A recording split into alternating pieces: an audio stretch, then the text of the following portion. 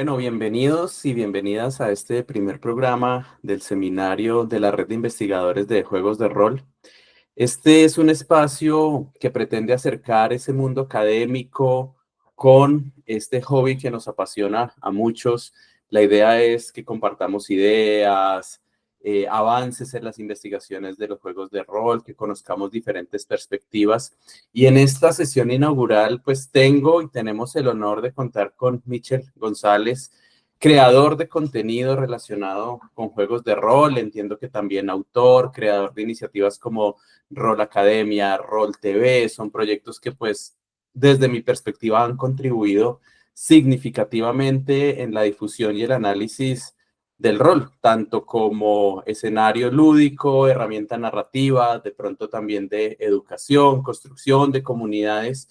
Y a lo largo de esta conversación, quisiera que exploremos la trayectoria de Michel, su visión del panorama actual del rol, cómo su labor, su trabajo se relaciona con los juegos de rol, de pronto con temas académicos, no sé, discutiremos cómo estos juegos pueden o no ser herramientas para aprendizaje, para la reflexión, qué oportunidades ve, qué cosas existen. En fin, es una conversación, sentimos un poco diferente de las típicas conversaciones con creadores de contenido con juegos de rol, porque no nos queremos concentrar en los productos, sino en las personas. No siendo más, Michel, muchas gracias, bienvenido a este espacio que también es tuyo y muchas gracias por tu tiempo. Muchísimas gracias a ti, Hernán. Va a ser difícil estar a la altura de la reputación que has pintado. No, no creas, no creas. Como lo hablábamos ahorita, la imagen que tenemos quienes te hemos seguido, te hemos visto, nos permite y me permite afirmar esto. Yo he tenido la posibilidad de ver muchas de tus partidas, de ver reseñas, recomendaciones en tu canal de YouTube principalmente, pero como lo dije hace un momento, hablamos de tus proyectos, de tus aportes. He visto una que otra entrevista que te han hecho, pero ¿quién es Michel? ¿Quién es Michel González? ¿Cómo llegó aquí? ¿Por qué el rol? ¿Por qué esa estantería que tienes de fondo es esa y no otra cosa? ¿Quién es Mitchell? Mitchell no sabe quién es Mitchell todavía. No obstante, a ver, el rol llegó a mi vida cuando yo era muy chiquito, más joven de lo que voy a reconocer aquí delante de tus espectadores y oyentes. Pero bueno, y me llegó por accidente. ¿Vale? Lo que es el rol sí que me llegó por un amigo, un tercero, que su hermano se fue de viaje a Inglaterra y de regalo de cumpleaños de allí pues le trajo un manual de Advanced Dungeons and Dragons y la caja negra de Ravenloft. Entonces, como estaban en inglés y el que mejor sabía inglés por aquel entonces, a pesar de que éramos jovencitos, era yo, pues mi colega, no su hermano, el que recibió el regalo, me dijo: Mitchell, toma, para ti. Y léetelo y nos montas algo y a ver de qué va esto.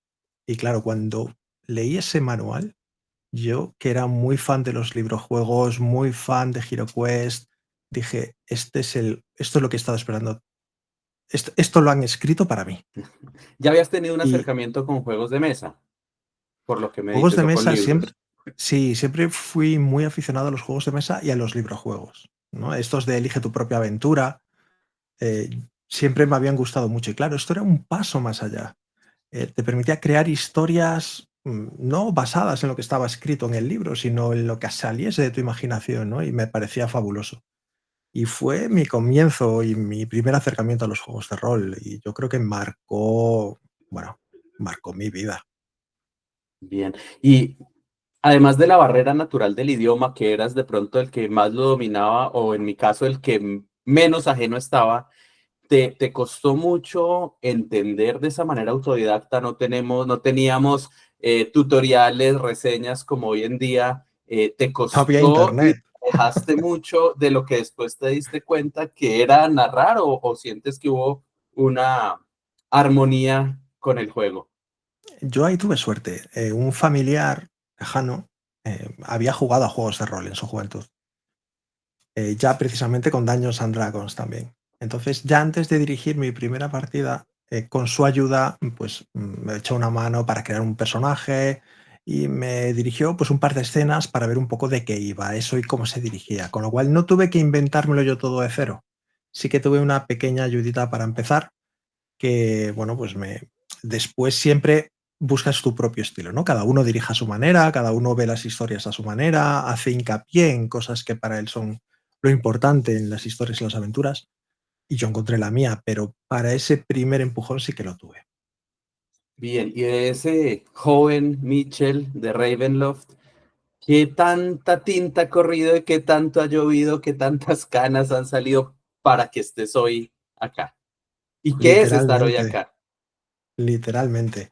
Sí, a ver, el rol me ha acompañado toda mi vida. Y hasta el punto en que, y hablaremos de ello más adelante, imagino, por el tipo de preguntas que yo creo que vas a hacer, yo pongo en mi currículum que soy director de juegos de rol cuando me voy a una empresa, ¿vale? Porque es algo que se valora muy positivamente, luego veremos por qué, hablaremos de las soft skills y cosas por el estilo, pero hasta ese punto ha marcado toda mi vida. Es más, en la empresa actual en la que estoy, he dado una conferencia sobre ello. Todo el mundo sabe que soy director de juegos de rol y recuerdo incluso que al poco de entrar, yo traje corbata, todavía recién llegado en la empresa y demás, se me acercó un directivo, y me dice, yo te conozco. Y yo, ¿qué he hecho ya si acabo de llegar? Y me dice, no, no, tú estás en eso de los juegos de rol, ¿verdad? Y yo, sí. Y me dice, a mí me encanta hacer maquetas y pintar miniaturas. Y empezó a enseñarme fotos en el móvil de que tenía en su garaje pues un montón de dioramas, maquetas, jugaba a Wargames, había jugado a juegos de rol en su juventud. Y a raíz de eso empecé a enterarme de que hay un montón de jugadores de rol que normalmente lo llevan callado dentro de las empresas, en nuestro entorno. Y me parece muy triste, me parece una pena que la gente no mencione, ¿sabes? De, oye, pues este es un hobby que he tenido y que he disfrutado mucho y demás. Así que, bueno, de hecho, ya te digo, uno de mis jefes también había sido jugador de rol, compañeros de trabajo que compartimos mesa y que habían compartido mesa entre ellos. Bueno, así que me ha acompañado toda mi vida. Respondiendo a tu pregunta, Hernán, ¿qué es el rol? El rol es no sé, es la oportunidad de conocer gente. Yo siempre he dicho que a mí me encantan leer y cada persona es un libro, y el rol me ha permitido conocer a muchísima gente, muchísima gente. ¿A qué te dedicas? ¿Qué estudiaste? ¿Y que eso influyó en el rol o viceversa? A ver, somos muchos los informáticos que acabamos en el mundillo del rol, pero no, no tiene nada que ver una cosa con la otra. No, no me fui por una carrera de letras ni nada por el estilo. O sea, yo era muy friki ya de pequeño, de los ordenadores, la programación, que es lo que más me gustaba. Y, y los juegos de rol. Así que no, mis estudios no derivaron por ahí. Pero es un Lo que no estereotipo, sí, ¿no? Los que el informático estamos rolero. además en informáticos, la computación, los programadores, con el Sí, rol, sí, ¿no? Y efectivamente, hablo efectivamente. en plural porque yo también tengo la misma formación. Somos legión. Sí, sí, sí. Sí, no, no tuvo nada que ver, pero sí que es cierto que me formé después, ¿eh?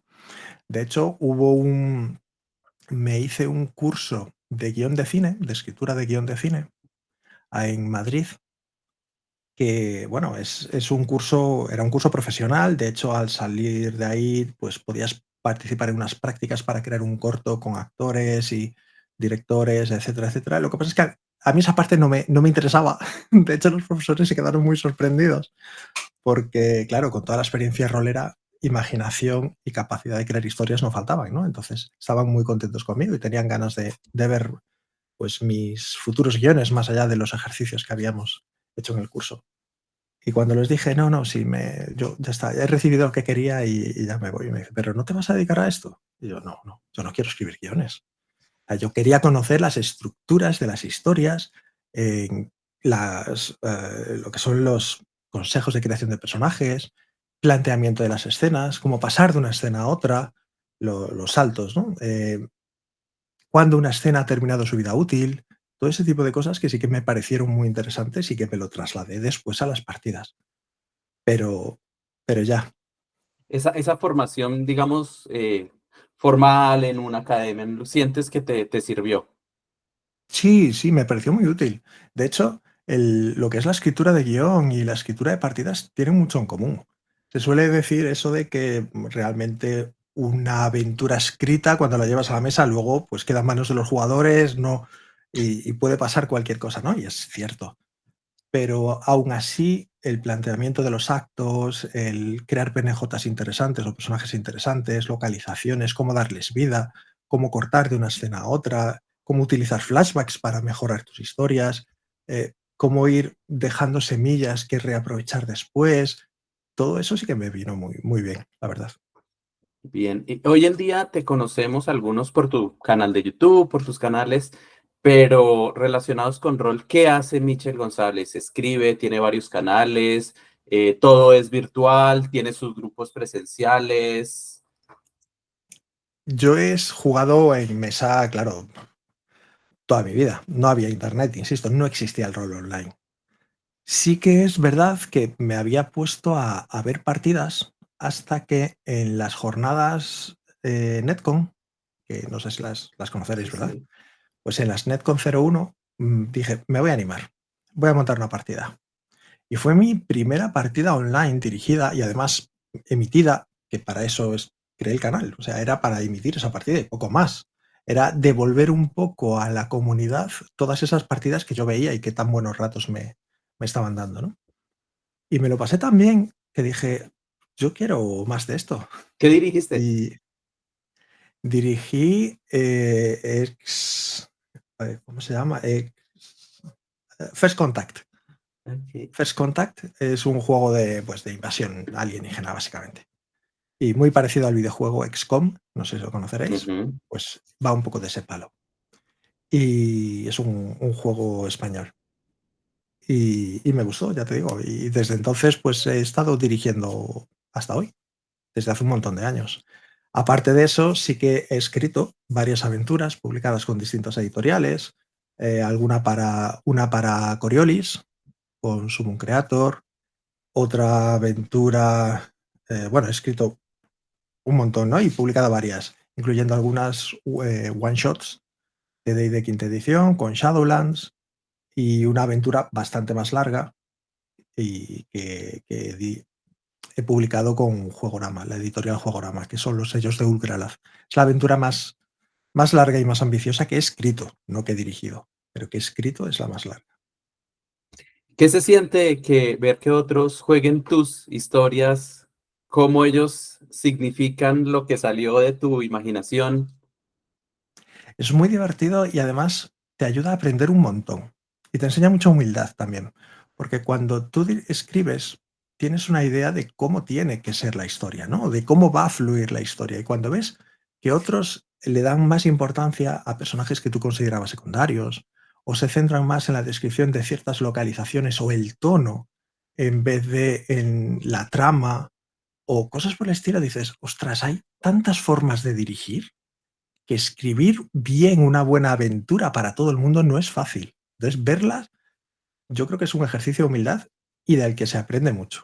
Y lo haces seguido, Sí, ver sí, yo tus he partidas. visto, he visto, sí, varias partidas, varias bastantes, dirigidas por otras personas y es muy, muy divertido de ver por eso, por cómo interpretan personajes, bueno, cómo llevan toda la trama, está muy bien. ¿Y las dirigidas por ti, todas estas grabaciones, las repasas o ya?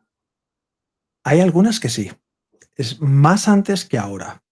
Hay una cosa cuando empiezas a dirigir y es que cuando empiezas a emitir, no a dirigir, que es que tienes ese nervio de lo estaré haciendo bien, la estaré cagando, eh, no, tienes esa inseguridad porque va a haber, ya te estás exponiendo, va a haber más gente que te vea, más allá de tu grupo, de tu mesa de amigos, ¿no? Entonces todas esas primeras partidas sí que las veía y me ayudaron a darme cuenta de que tengo muchas muletillas. Digo muchas veces, vale, este balbuceo, estos que los haces mucho y de hecho es la razón por la que cada vez he ido dirigiendo más lento con el paso del tiempo, para darme tiempo a mí mismo a pensar, para que si noto un balbuceo me lo callo y lo convierto en un silencio. Entonces, claro, da la sensación de que mi ritmo es más pausado, más Sí. tranquilo, más pero viene de ahí, viene de calla, que es que si no vas a estar aquí balbuceando y estando muy nervioso. Hace poco, de hecho, publicaste un video de cómo preparas técnicamente tus partidas y ¿No te distraes a veces más en ese apartado técnico que en la narración y en el juego? ¿O cómo haces? No, pues no sé, no tienes un asistente de dirección, un DJ que te ponga la música. A lo máximo No. que he visto en tus videos es al gato que te acompaña o te acompañaba, pero no te distraes pensando en el audio está muy duro, está muy suave la transmisión, teniendo un grupo de jugadores o jugadoras prestos para una aventura. Sí, decía en ese vídeo que la vida de un director de juego o directora de juego ya es lo bastante difícil, teniendo que estar pendiente de toda la aventura, los personajes, las reglas y todo, como para encima añadir estos elementos técnicos. Sí que es verdad que es hasta donde tú quieres llegar, realmente. O sea, tú y yo ahora mismo podríamos estar jugando a rol, sencillamente emitiendo con la videollamada y eso enviarlo por internet y ya está, no pasa nada. Yo he visto un montón de partidas así y son igual de divertidas. No hace falta montar layouts, ni poner música, ni mapas, ni miniaturas, ni entradillas, ni nada por el estilo. Sí que es cierto que a medida que vas poco a poco emitiendo y te vas sintiendo más cómodo y vas conociendo mejor el software también que utilizas, quieres dar un paso más allá. Pero ya cuando estás cómodo, entonces ya vas poniendo más escenas, ya vas sabiendo cómo compartir mejor, cómo organizarte mucho las ventanas dentro del escritorio, es súper importante. Puede parecer una tontería, pero es muy importante para ayudarte a no distraerte. Y después, aquí, aunque suena publicidad, a mí la Stream Deck del gato me ha ayudado muchísimo a dirigir. Muchísimo porque me requiere, es una botonera, ¿vale? Son básicamente botones que puedes programar para hacer cosas, emitir música, cambiar de escena, lo que sea. Y tiene una funcionalidad que está muy bien, que es que pulsando un botón puedes disparar varias acciones a la vez, una tras otra. Con lo cual, yo pulso un botón de mi Stream Deck y se va a la escena de inicio de la emisión, mutea mi micro, o sea, pone en mute mi micro, silencia el de los jugadores, empieza a transmitir la música de la entrada, se pone con un temporizador de los 30 segundos de espera que dura la música. Cuando termina, él solo cambia la escena ya de la partida donde vamos a empezar a emitir, vuelve a quitar el silencio de los micros, o sea, y todo eso pulsando un botón. Eso quita muchísimo trabajo a la hora de dirigir, porque no estás pendiente de tengo que pulsar esto y pulsar aquello y pulsar y que te dejes algo, ¿no? Es directamente pulsas un botón y fuera. Es muy cómodo. Te facilita el trabajo. Volvamos a la Mucho. creación de los juegos y recordando de la red de investigadores, cuando estás escribiendo, sea para publicar por un encargo, un escenario laboral o creando tus aventuras, digamos, de uso personal, solo le dejas a tu imaginación lo que pasa, lees exclusivamente para contextualizarte para ese juego, esa aventura, buscas, estudias, investigas o solamente lo que de tu cabeza vaya saliendo. Con tantos años dirigiendo acabas haciendo de todo. Usas todos los estilos posibles y depende mucho del juego. Si es un juego concreto, con una ambientación concreta, por ejemplo, Coriolis, te lo tienes que leer. Tienes que conocer la ambientación, tienes que saber quiénes son los personajes relevantes, qué localizaciones son las importantes, cuáles son los últimos eventos que han ocurrido antes del inicio de la partida, porque los jugadores los habrán vivido y pueden utilizarlos para interpretar sus personajes.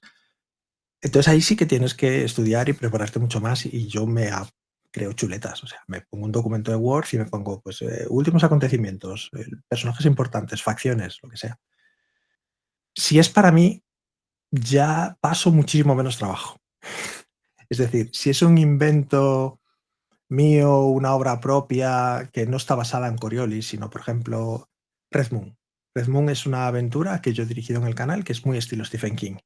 ¿Vale? Son 12 episodios y bueno, pues la intención era ir creando una historia de cocción lenta. ¿Vale? Que empezase lentamente y que fuese desvelando una trama, poniendo misterios. Muy Stephen King.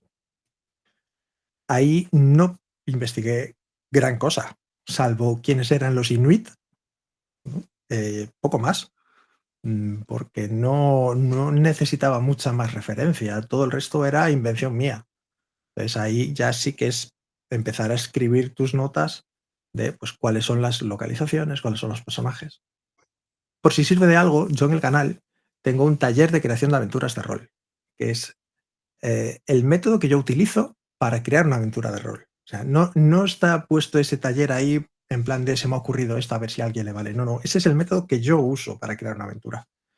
Y siempre digo que toda aventura consta de 4 elementos, que son personajes, localizaciones, objetos y eventos. Con esos 4 pilares construyes cualquier cosa. Bueno, pues cuando yo construyo una aventura para mí, me aseguro de escribir esos 4 pilares. ¿Cuáles son los personajes más importantes de la historia? Las localizaciones más importantes de la historia, si hay algún objeto importante dentro de la propia historia y qué eventos pasados y futuros son importantes para la misma. Cuando tengo todo eso en mente, después improvisar es muy fácil. Y va fluyendo. Claro.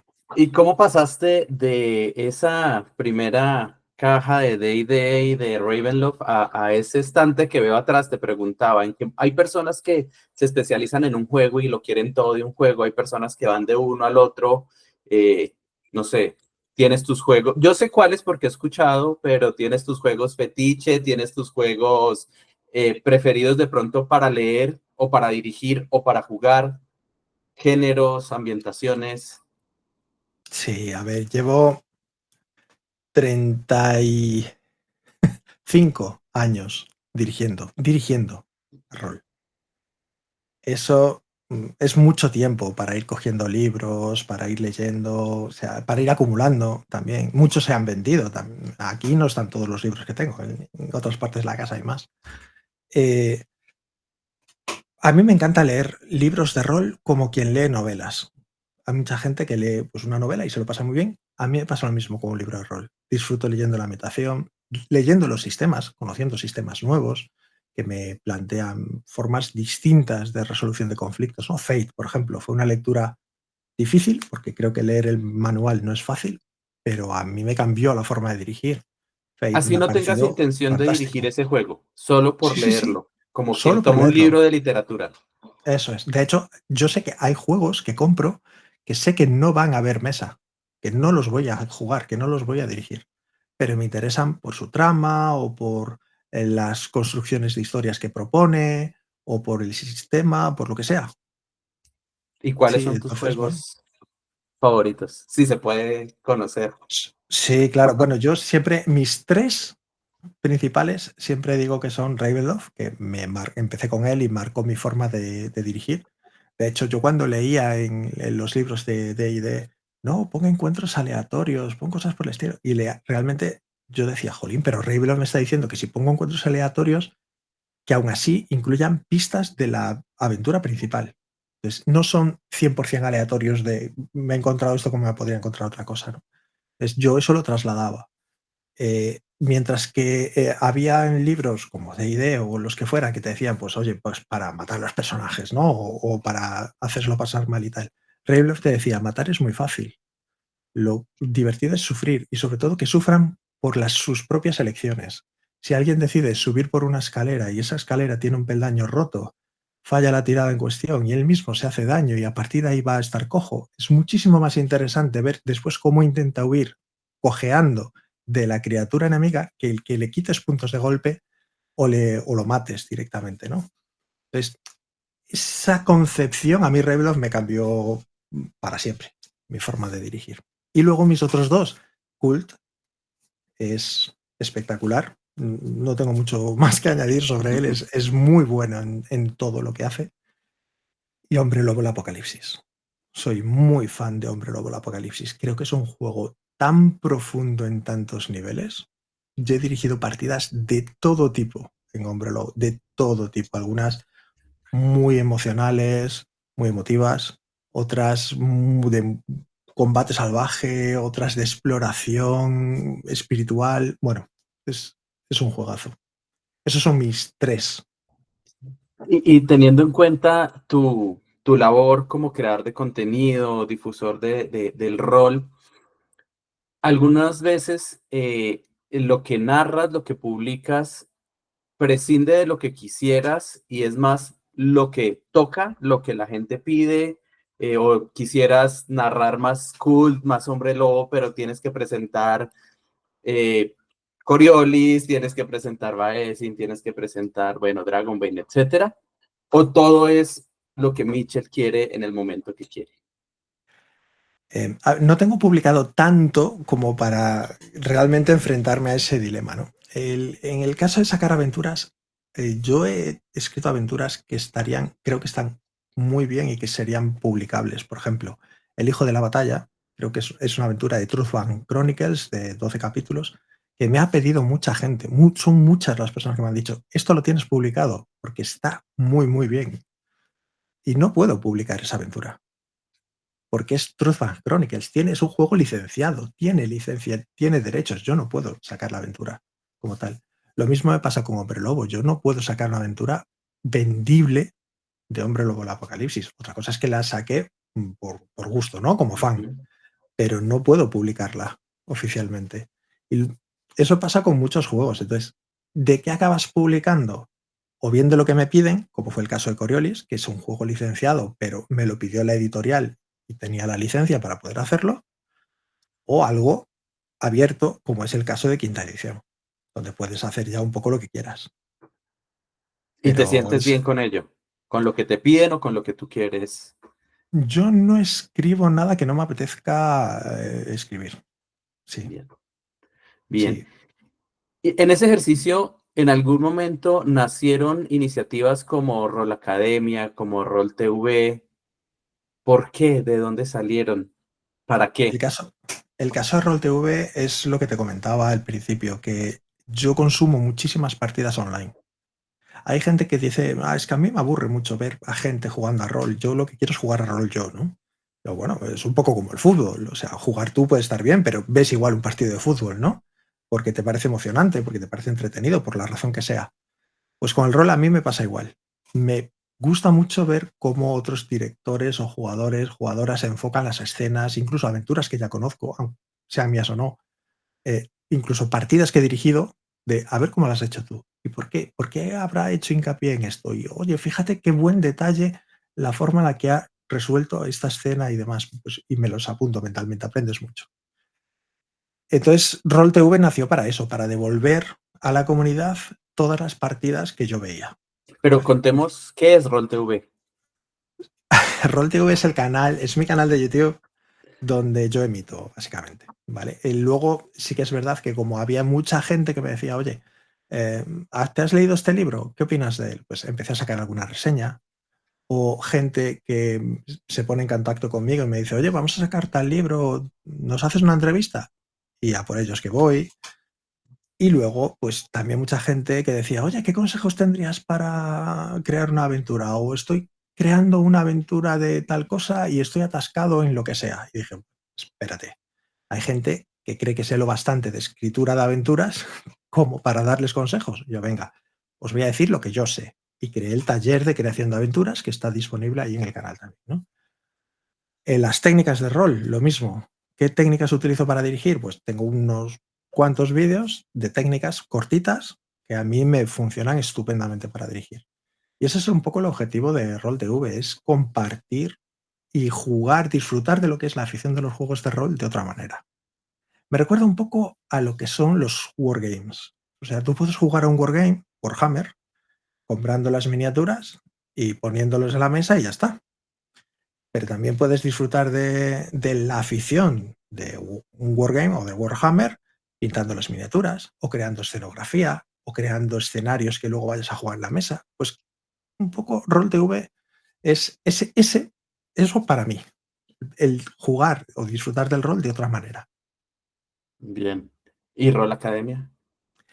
Rol Academia vino porque hay mucha gente que está empezando a jugar a rol y que se quiere acercar a jugar a rol y no sabe cómo.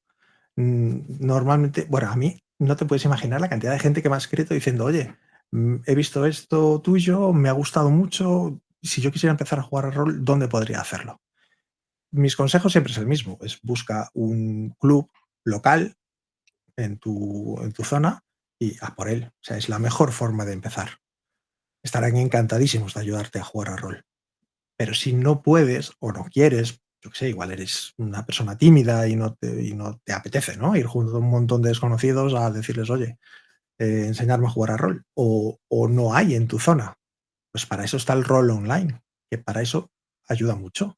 Entonces, monté Rol Academia, que es un servidor de Discord, donde os podéis apuntar eh, por dos objetivos. Por un lado, podéis apuntaros porque queréis empezar con el mundillo del rol y no sabéis cómo.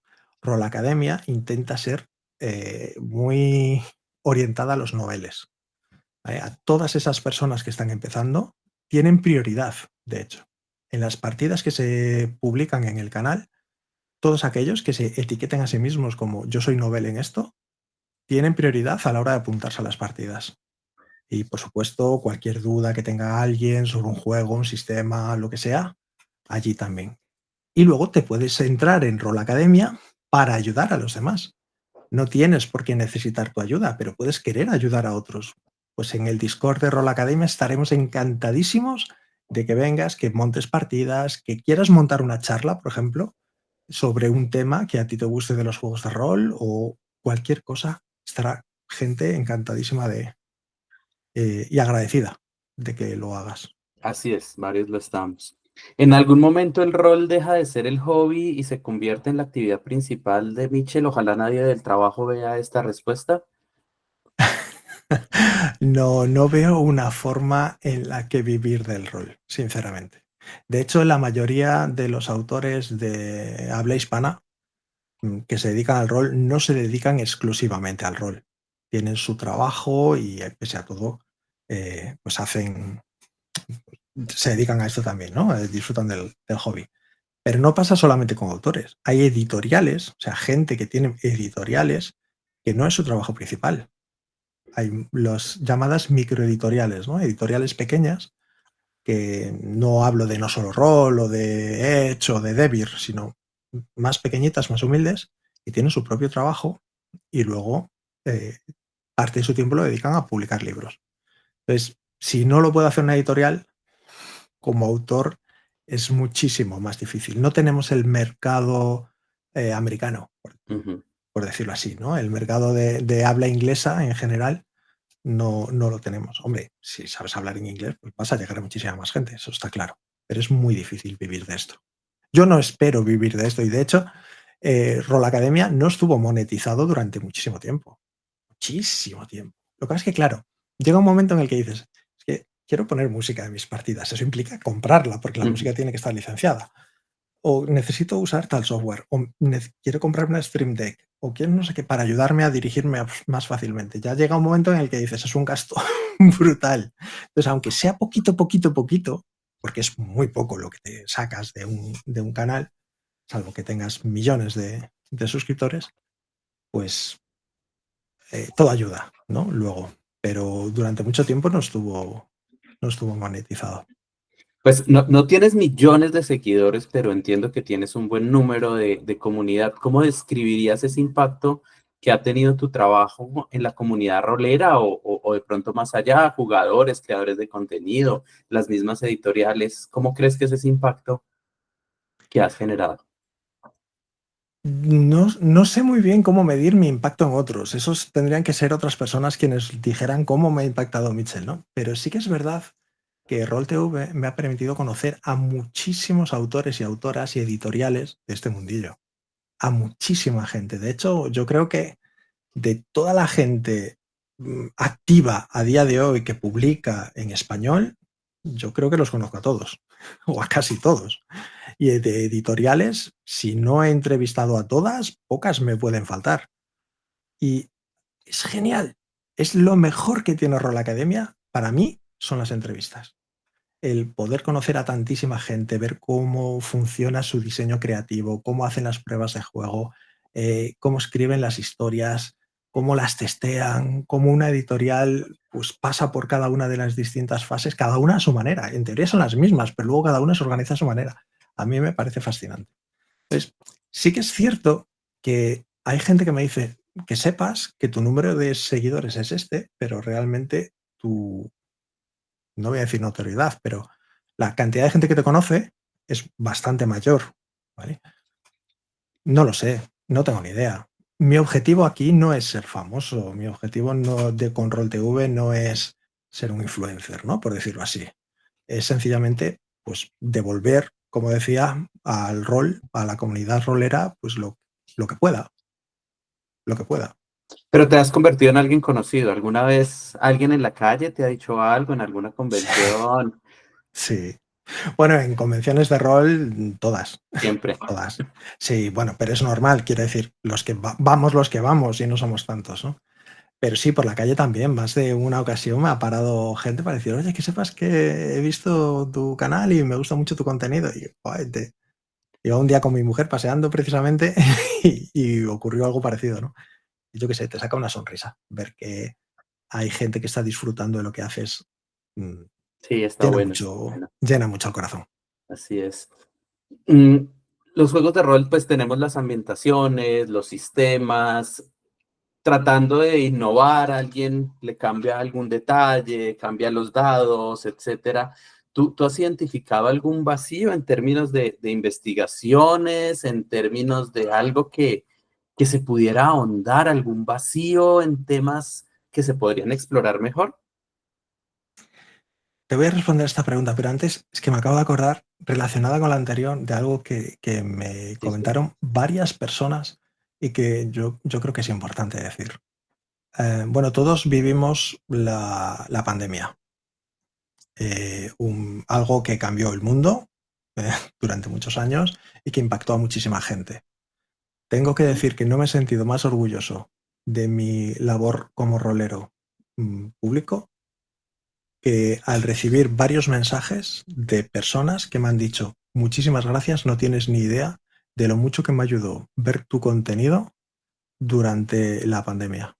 Eh, Hubo alguna persona que dijo: literalmente pude aguantar gracias a ti, gracias a los vídeos que hacías, gracias al contenido y a las partidas que me entretenían muchísimo, o al vídeo que hiciste de cómo iniciarte a jugar a rol online, ¿vale? Eh, Porque eso me ha permitido conocer a mi grupo actual y sigo jugando con ellos desde entonces. Yo creo que nunca me he sentido tan contento como cuando recibí esos mensajes durante la pandemia y después de la pandemia. Muy O sea, gratificante. es ver que de formas inesperadas puedes ayudar a la gente incluso haciendo cosas que no esperas que tengan ese impacto. ¿Vale? Y, bueno, quería mencionarlo porque sí que creo que es No, importante, no por perfecto. mí, sino por que con actos pequeños todos podemos cambiar la vida de los demás. A nivel académico, a ver, a mí hay algo que me gustaría muchísimo. Uno de los grandes problemas en el mundillo del rol que yo he encontrado una y otra vez son discusiones cíclicas, sobre todo por incomprensión de términos. ¿Vale? Tú y yo podemos hablar de railroading, por ejemplo, Sí. y estar discutiendo y teniendo opiniones acaloradas, y realmente en nuestra cabeza tu visión de lo que significa el railroading no es la misma que la que tengo yo. Y eso es lo que está provocando conflictos.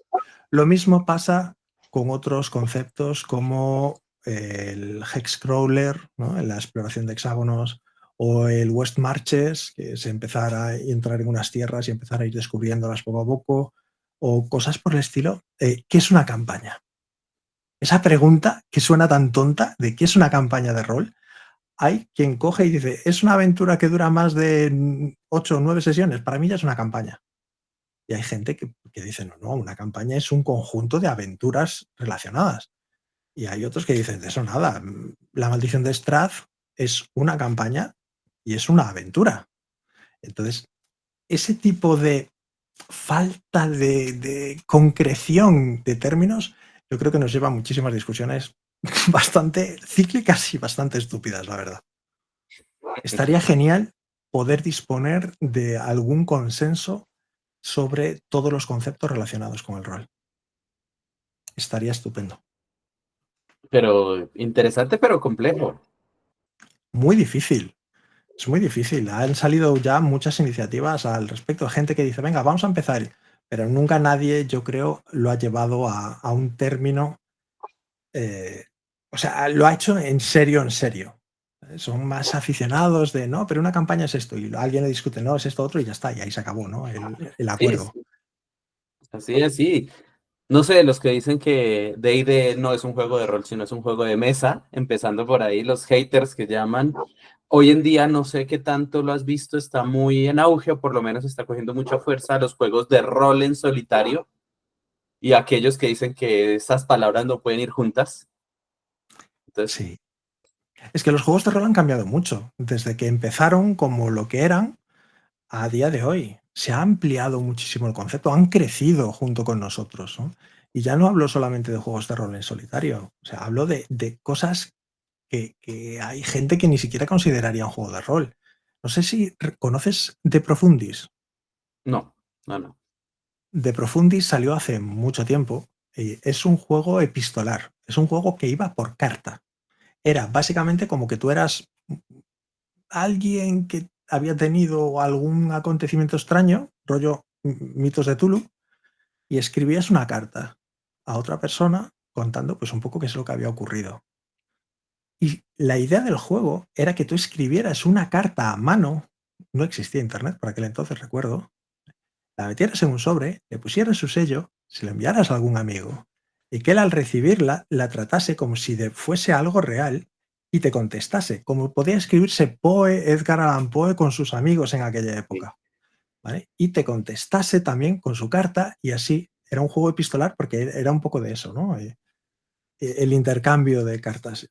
Recuerdo cuando salió Fiasco que hubo gente que decía esto no es un juego de rol. Sí, sí. Mucha gente, recordarás esa discusión de no, esto no tiene nada que ver con el rol. Hombre, pero a ver, estás interpretando un personaje, estás interpretando escenas y estás usando tiradas. No son juegos de un juego de rol.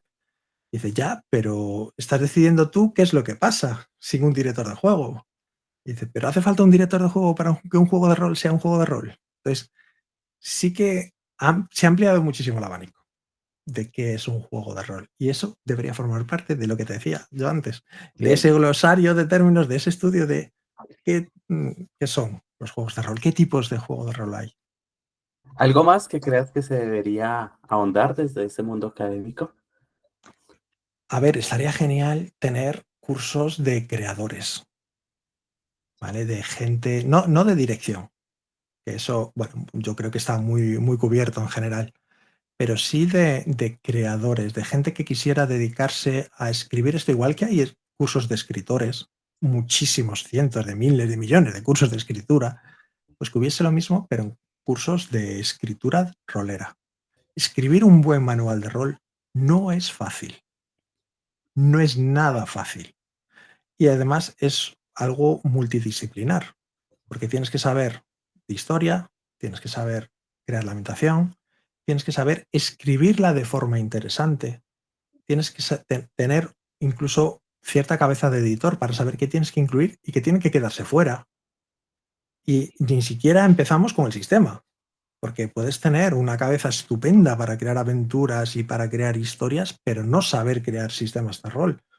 O no tener presente toda esa idea que tú tienes en la cabeza, cuál es el sistema adecuado para contar ese tipo de historias. Porque el sistema importa. Yo durante muchos años, criado en los 90 y tal, yo creía que el sistema no importaba, pero porque eran todos iguales. De una manera o de otra, o sea, aquí tiras un puñado de dados de 10 y aquí tiro uno solo. Y aquí tiro un de 20 y aquí tiro dos de 6, pero era casi igual. O sea, era resolución de acción, sí o no, y ya está. Hoy en día eso ha cambiado muchísimo y se hace más hincapié en qué intentas transmitir con tu ambientación y cómo puedes hacerlo con el sistema adecuado. Pues eso creo que es muy importante también. Como te decía, todas esas disciplinas que son tantísimas, poner algún curso serio que seguramente fuese largo para poder enseñar a creadores a abordar todo esto, estaría muy bien. ¿Y para jugadores? ¿Se aprende jugando? Sí, yo creo que no hace falta más. Yo creo que no hace falta más. Se pone mucho peso en los jugadores, cómo ser un buen jugador y tal, no sé qué. Mira, mientras me vas a permitir la expresión, ¿vale? Pero mientras no seas un idiota y mientras respetes el espacio de los demás, lo vas a estar haciendo bien. No intentes robar el foco, no intentes hacer trampas, porque es un juego y no pasa nada si pierdes, o sea, no te está jugando nada en la vida real. Eh, no seas un elemento disruptivo, igual que no lo serías pues, en la fiesta de un colega. ¿Vale? Y si haciendo eso, aprendes solo. Bien. El juego de rol para muchos ha sido el hobby, el espacio de entretenimiento, pero también en esa evolución se ha convertido en una herramienta para algo.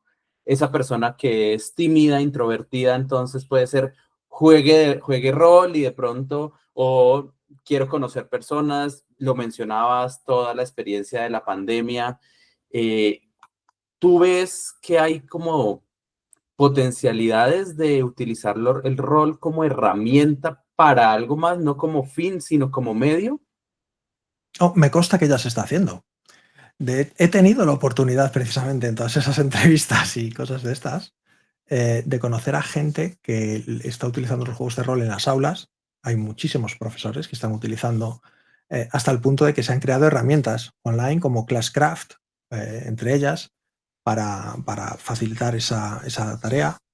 Justo Molina, una persona a la que yo admiro muchísimo, un gran autor, un gran director, que sale en la Mazmorra Pacheco, ¿no? El Sí. complejo de máster. Él creó un juego de rol llamado Timeliner, de viajes en el tiempo, precisamente para poder enseñar historia, ¿no? Y para poder usarlo como herramienta educativa. Y hay gente que lo está utilizando también para tratar problemas de disforia de género, hacerle entender a otros eh, cómo lo puede estar pasando alguien que tiene ese problema, haciendo que interprete un personaje en algo que no tiene nada que ver. Yo recordaré siempre lo de la diablería de vampiro. Es algo, o es una escena en la que cogían a un personaje que cometía diablería.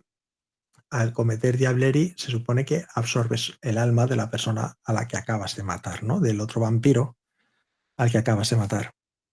Y ya en el juego no te dejaban claro de si seguías siendo tú mismo o no.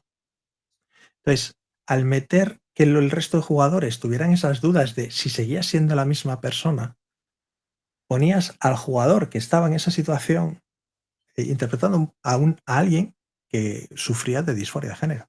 Decía, pero si sigo siendo yo, si sigo siendo yo la misma persona, ¿por qué no confiáis en mí? ¿Por qué no me tratáis igual que antes? ¿Ves? Pues ese tipo de cosas se están haciendo. Y por supuesto se está utilizando Dungeons and Dragons en la cárcel, no te digo más, para ayudar a presos a generar empatía, a trabajar en equipo y cosas por el estilo. ¿Y qué tiene el rol desde tu criterio que permita usarse como esa herramienta? ¿Por qué el rol? ¿Por qué no podía haber sido otra cosa? La gamificación, otro tipo de escenarios lúdicos. ¿Qué tiene el rol que permite eso? Empatía. En el momento en el que te pones a interpretar un personaje y que te pones a entender las motivaciones de los demás personajes, te obliga a trabajar la empatía, quieras o no. Para mí ese es el factor diferenciador.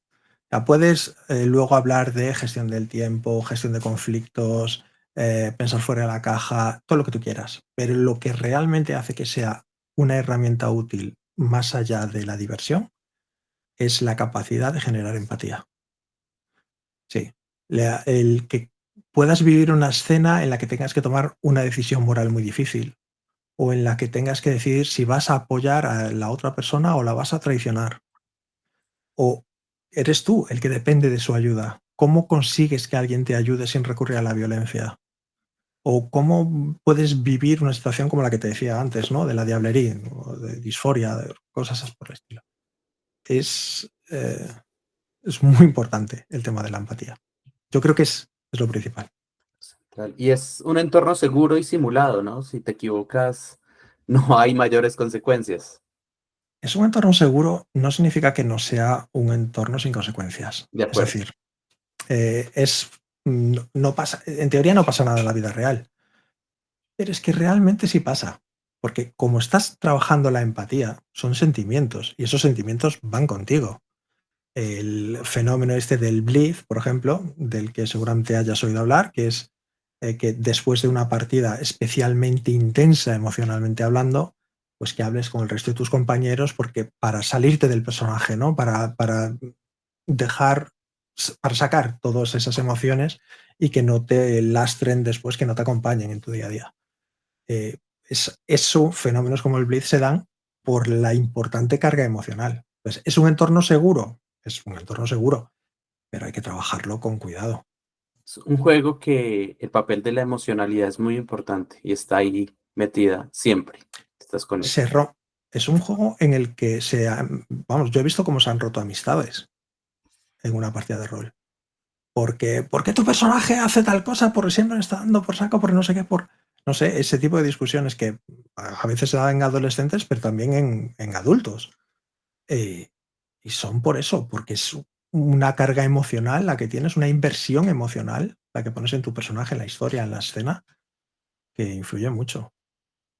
¿Tú has tenido la posibilidad de aportar desde ese enfoque, de aportar en alguna institución, de ir a dar una charla más en un escenario académico o de pronto de jugar con alguien? Pasó en algún caso mío, de por favor jueguen con esta persona que tiene más un escenario de terapia que de juego, ayudémosle. ¿Has tenido ese tipo de experiencias? Yo a la hora de dirigir sí que es cierto que me he encontrado con personas que requieren de una especial atención, ¿vale? Por ejemplo, personas de espectro de autismo, ¿no? O cosas por el estilo que sabes que tienes que tratar de forma diferente.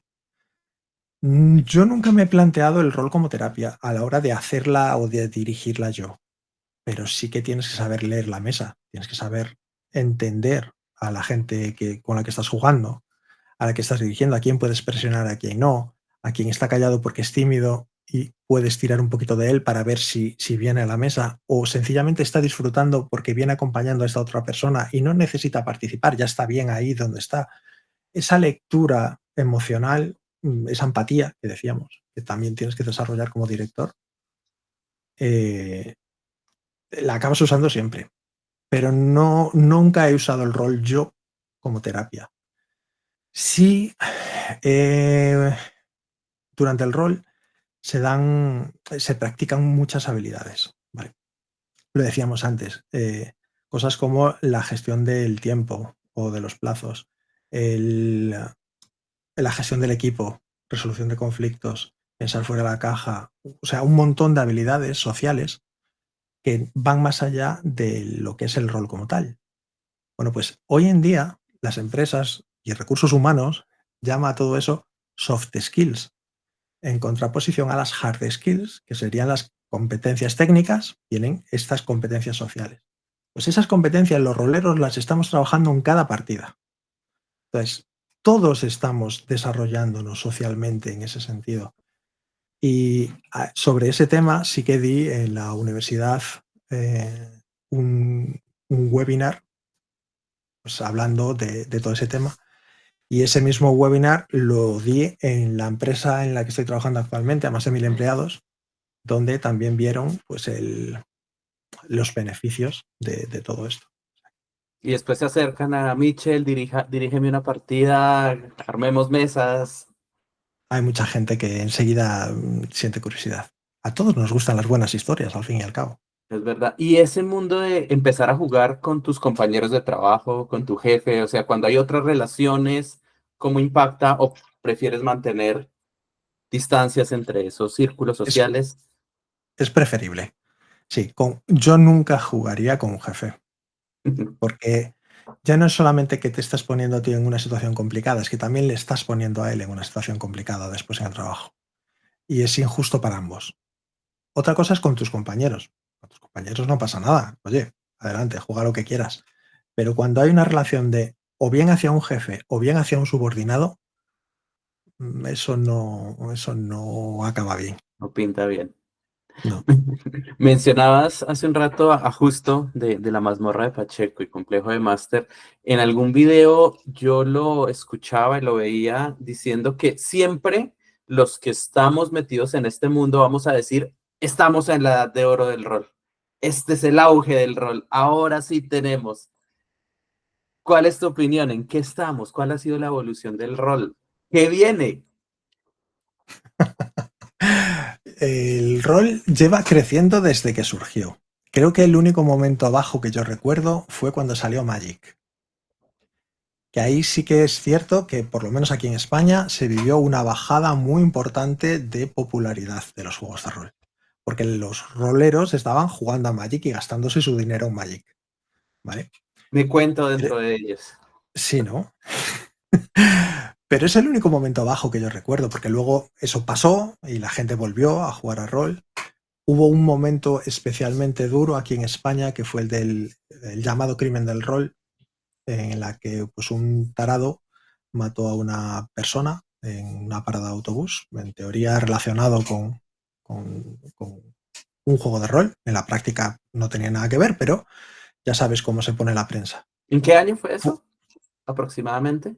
Ostras, no sé decirte, 90 y pico. En los 90, sí. Sí, fue en los 90. Fue muy duro. Y esa época fue muy, muy difícil para muchos roleros aquí en nuestro país. De hecho, yo conozco a gente de clubs de rol que, bueno, los padres les tiraron los libros, les prohibieron volver a jugar y quedar con sus colegas. Ayuntamientos que cedían espacios públicos para que en clubes pudieran jugar, se los quitaron. Hubo, conozco de primera mano, no de oídas, sino de primera mano a gente a la que le escupieron por la calle por el tema, eh, clubes que se quedaron en un tercio o un cuarto de lo que eran originalmente. O sea, fue una época muy difícil en este país. Y y lo del asesino de la katana es algo que ha pasado a los anales de la historia de la crónica negra en este país. Ahí sí que hubo un momento de bajada muy importante también, por miedo. Pero a nivel, la creatividad no se puede parar. Y todos aquellos que eran adolescentes cuando surgieron los juegos de rol, y que se criaron con ellos, lo han ido llevando toda su vida. Y esa gente, al crecer, se han convertido en maestros, en directivos, se han convertido en gente creativa, tienen puestos de responsabilidad. Ya no son niños a los que les puedas hacer bullying. Y eso les permite vivir un hobby tan bonito como este de forma libre, sin miedo. Y esa gente desarrolla inquietudes también. Todos, se dice que todo rolero tiene su juego de rol que quiere escribir o su sistema de rol que quiere escribir, ¿no? Pues muchos de ellos lo han hecho también. Y claro, ha crecido. Luego con la popularidad ya de Dungeons and Dragons quinta edición, bueno, la tercera edición ya fue un boom absolutamente tremendo, pero ya la quinta ha alcanzado cotas que han convertido los juegos de rol en algo mainstream, algo que no hubiera esperado nunca en mi vida. Hoy en día tú hablas de juegos de rol y de Dungeons and Dragons y por lo menos la gente sabe de qué estás hablando, aunque no hayan jugado nunca ni conozcan los detalles, pero ya no es esa palabra tabú. Entonces, ¿vivimos un momento, una edad dorada? Yo creo que sí, siempre hemos vivido una edad dorada, salvo dos momentos concretos. El resto sí. Y ahora, bueno, ahí. Nos esperan muchísimos juegos por delante. ¿Qué le queda al rol entonces? ¿Solo creatividad en términos de juegos? ¿Habrá innovación en sistemas? ¿Llegaremos a D&D novena edición algún día? Pues fíjate, es lo que menos me preocupa. Pero, a ver, los juegos de rol, como decíamos, han cambiado. No solamente hay juegos de rol en solitario, juegos epistolares, de los que ya hemos hablado, juegos que son de creación entre todos, ¿no? Como Iron Sword, por ejemplo, que son, bueno, unos juegazos que te permiten crear una historia sin directores de juego. No solamente están saliendo emuladores como el Mythic para poder crear aventuras sin directores de juego, sino que los propios sistemas están cambiando. Más allá de la tirada de sí o no, lo consigo o fallo, ahora hay juegos que te plantean opciones totalmente diversas. El éxito con consecuencias, por ejemplo, ¿no? O Fate y sus metamonedas para poder tener éxito y participar en la propia historia. Cosas como los PBTA, los Powered by the Apocalypse, que buscan crear historias muy concretas representando los arquetipos concretos de esas historias. Hay Están saliendo un montón de juegos que están cambiando la forma de jugar. Y yo espero más de eso todavía. Yo creo que la gente va a ir retroalimentándose de todo esto para ir sacando cosas nuevas. Y en el futuro habrá un nuevo Fate. habrá un nuevo Cypher System, habrá un nuevo Savage Worlds, habrá un nuevo GURPS, un sistema que de nuevo cambie las cosas, un Band of Blades, ¿no? Un nuevo PBTA. Todos esos juegos que he mencionado en su momento cambiaron la forma de los juegos de rol y yo creo que eso va a seguir pasando. Tengo muchas Bueno, ganas de verlo. por supuesto, y seguramente serás protagonista. Bueno, ya vamos a ir cerrando, pero se me ocurren un par de preguntas. Hemos hablado que los juegos de rol han evolucionado, Mitchell. ¿Los jugadores de rol han evolucionado también? ¿O involucionado? Tenemos de todo, yo creo. No, yo creo que a día de hoy, a ver, está la vieja guardia que no morirá jamás y tiene su grupúsculo, su forma de entender el rol y de ahí no quieren salir. Se sienten cómodos con eso y cualquier otra cosa que no sea lo que ellos entienden como juego de rol, lo sienten como un ataque y es una pena. Pero yo creo que en general los jugadores junto con la sociedad sí que ha evolucionado. Hay más empatía, hay más formas de entender que tú no eres el protagonista en un juego de rol. La mesa es el protagonista en un juego de rol. Entonces, yo creo que se ha ganado mucho.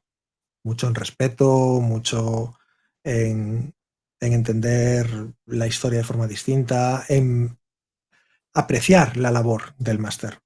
Eso es algo que siempre hubo una relación muy antagónica, ¿no? Eso del máster antagonista, que venía como para ser el jefe y para aplastarte y para salirse con la suya, ¿no? Cosa que no tiene ningún sentido en un juego de rol.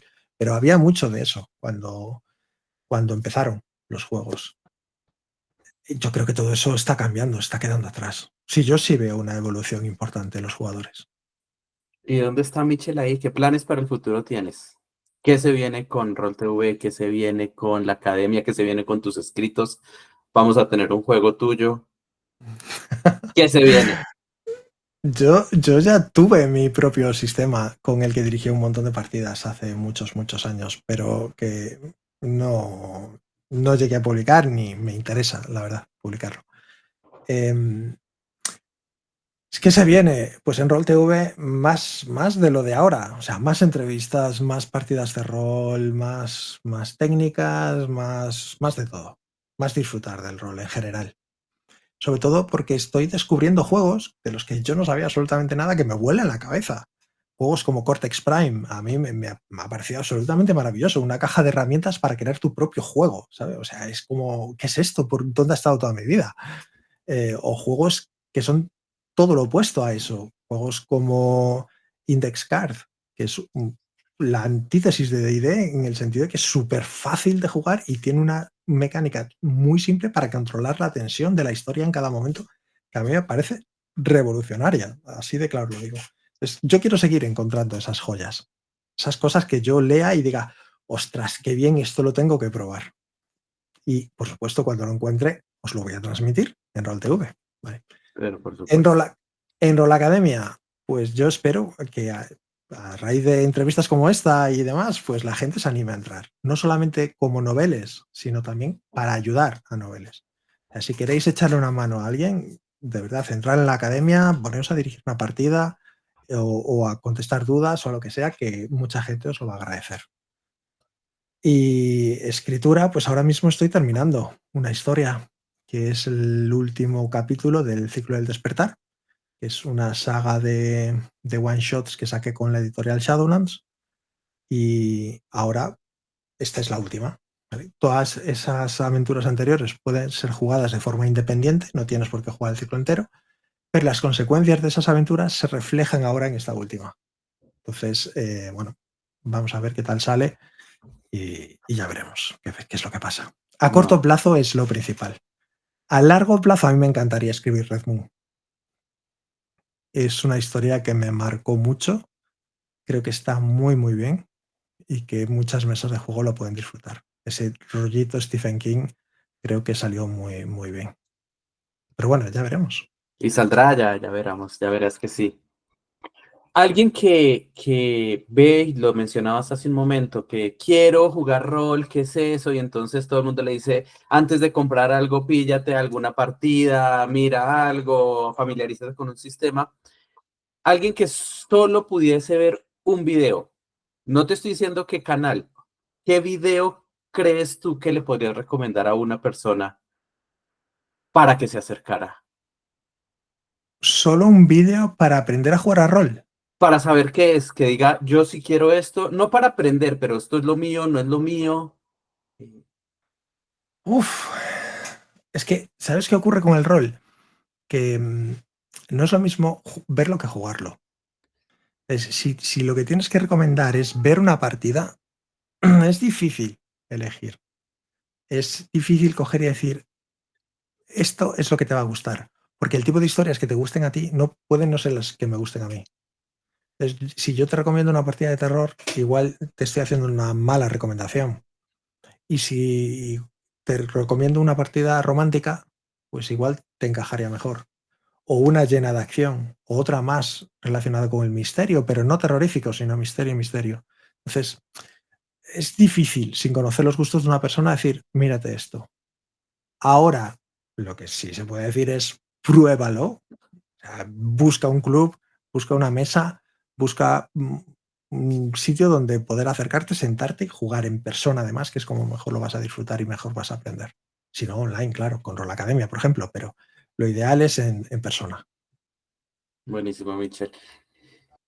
Si tú quisieras enviarle un mensaje a la comunidad académica que investiga sobre los juegos de rol, ¿qué les dirías? ¿Qué te gustaría saber? ¿Qué mensaje? ¿Qué pregunta? ¿Qué invitación? Ya lo he dicho antes, buscad una forma de homogeneizar todo esto. Es muy importante en nuestro mundillo que todos hablemos el mismo idioma, cosa que no pasa. Que hagamos un estudio de cómo el rol ha ido creciendo, qué se puede incluir dentro de lo que es rol para que siga siendo rol. Ese tipo de discusiones de, no, este juego no es rol, este juego sí. Estaría genial llegar a algún tipo de consenso o por lo menos definición de qué se puede incluir o qué no se puede incluir, ¿no? ¿Qué elementos tiene que tener? Por ejemplo, algo para que sea considerado rol. Que tiene que tener tiradas, tiene que tener director de juego, tiene que tener interpretación de personajes. Hay juegos de rol que sabemos que no tienen ninguna de estas cosas que he dicho y siguen siendo juegos de rol. ¿Qué hace que un juego de rol sea un juego de rol? ¿Vale? Ese tipo de cosas, si la conseguís contestar, os lo agradeceré. Lo buscaremos, lo buscaremos. ¿Algo final que quieras comentarnos, Michelle, Bueno, para más allá cerrar? de agradecerte el espacio para poder compartir todo esto, y que son preguntas muy interesantes y muy relevantes, la verdad, porque estamos hablando al final de la comunidad y de cómo los juegos de rol pueden ayudar a la gente no solamente a pasar un buen rato, sino a algo más, ¿no? Y me gustaría muchísimo que este tipo de entrevistas fuesen más habituales. Tengo muchas ganas de ver a los siguientes invitados que traigas. Y nada, mucha suerte a todos. Animaos, probad el rol si no lo conocéis ya. Michelle, muchas gracias por tu tiempo, gracias por todo y te seguiremos viendo. Pondremos los enlaces a tus canales, los mejores deseos al canal, al Rol TV, al Rol Academia, que sentimos de verdad que estás aportando mucho a la comunidad hispanoparlante del rol y eso a todos nos ayuda. Muchas gracias por tu tiempo. Bueno, tengo que decir, por cierto, que casi el 40% de los espectadores de Rol TV son de hispanohablantes Sudamérica. O sea que sí que es verdad que hay muchísima gente ahí que, oye, pues está viendo este canal, así que muchísimas gracias y un saludo muy grande a todos ellos. A ti, un abrazo, Michelle, gracias. A ustedes muchas gracias, gracias por este espacio. Gracias por acompañarnos. Realmente desde este seminario de la red de investigadores en juego de rol, pues agradecemos que nos vean. Es también un experimento. Vamos a ver qué tantas personas les interesa escuchar este mundo del rol más allá del juego. Esta charla con Mitchell siento que es un muy buen inicio. Nos ha permitido conocer su experiencia, sus reflexiones, cómo nos podemos acercar en algunos escenarios académicos. Nosotros queremos seguir fomentando estos diálogos, generar espacios de reflexión que nos articulen las experiencias, los conocimientos. Hay mucho por trabajar, hay mucho por descubrir, hay mucho por investigar Y Michel, de verdad agradecemos profundamente, los invitamos a que sigan conectados a todas estas experiencias y hay para todos los gustos. Esto es un mundo en donde absolutamente todos los gustos van a encontrar un reflejo y nada, nos veremos en el siguiente episodio. Hasta la próxima. Gracias, Michelle. Gracias a ti.